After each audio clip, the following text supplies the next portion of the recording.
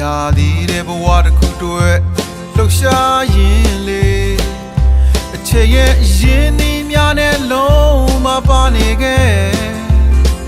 အိမ်ကိုလွမ်းလာပြီး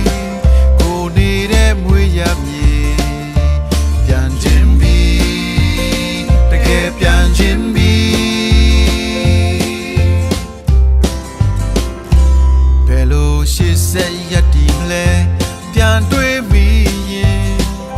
အပြစ်မှာရုံးဝတ္ထုတွေယူမတတ်သွေးဆောင်လဲ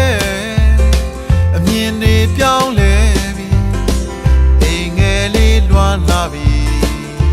ပြန်ခြင်းပြီးတကယ်ပြန်ခြင်းပြီးအိမ်ပြန်မဲ့လမ်းကလေးငြိမ်းချမ်းပါစေ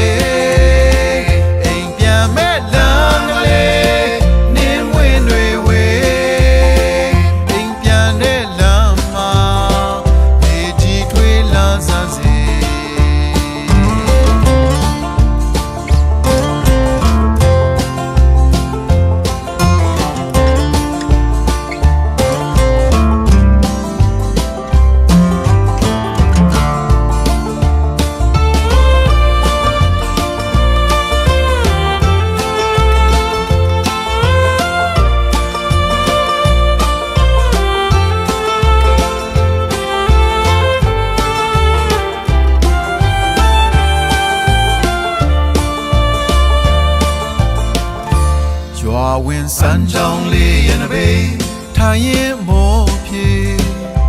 ပူလောင်လုံးနဲ့မြို့ပြရိတ်ကယုံထွက်ဆဲအိမ်အပြန်လန်းကလေး